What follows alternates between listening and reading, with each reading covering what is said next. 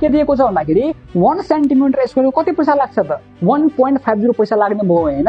त्यसो भए मलाई भन्नुस् त 260 को कति पैसा लाग्छ त 260 मल्टिप्लाई बाइ 1.50 सिम्पली 390। बुझ्नुभयो नि। जहिले पनि तपाईको टोटल कस्ट निकाल्न हुन्छ नि सबभन्दा पहिलो दिमागमा हामीले के निकाल्नु पर्यो भन्दाखेरि कुन सर्फेसमा हामी कलर गर्दै छौं, जुन सर्फेसमा हामी कलर गरिरहेको छौं नि त्यो कलर त्यो सर्फेसको पहिला चाहिँ एरिया निकाल्नु पर्यो। अनि त्यसपछि हामीले चाहिँ रेट लेख्नु पर्यो जुन कि अलरेडी हाम्रो क्वेशनमा दिएको हुन्छ। त्यो रेट लेख्ने, त्यो रेटमा चेक गर्ने युनिटको भ्यालु दिएको छ छैन है।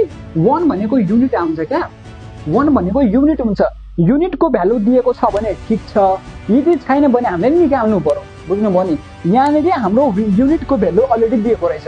युनिटको भ्यालु दिएको छ भने हामीले के ढुक्क हुनु पर्यो, हामीले चाहिँ युनिटको भ्यालुलाई युज गरेर कुनै पनि अझै नम्बरको हामीले चाहिँ भ्यालु निकाल्न सक्छौं।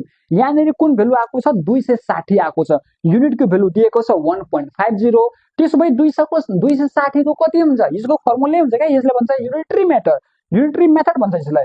260 को कति हुन्छ त 260 लेख्ने मल्टिप्लाई बाइ 1.50। तपाईहरुको मनमा प्रश्न हुन सक्छ यदि यहाँ 500 हुन्थ्यो भने के गर्थ्यौं हामी, 500 ले पनि हामी 500 नै लेख्थ्यौं।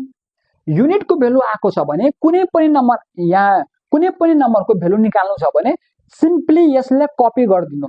सिम्पली यो जति छ नि यसलाई हामीले के गर्नु पर्यो, कपी गरिदिनु पर्यो र 1 को जति आएको हुन्छ नि त्यसले मल्टिप्लाई गरिदिनु पर्यो। कति इजी छ। धेरै मान्छेले यो सी नम्बर बिगाड्छ क्या, धेरै स्टुडेन्टहरुले सी नम्बर बिगाड्ने हो। यो दुईवटा क्वेशन गर्छ, ए गर्छ बी गर्छ, किनभने रटेको हुन्छ, भोल्युम पनि थाहा हुन्छ, मेमोराइज गरेको हुन्छ। जहाँनिर कन्सेप्ट आउँछ नि हल्का क्वेशन चेन्ज भयो, युनिटरी मेथडहरु आयो भने गयो, बिग्रिन्छ क्या।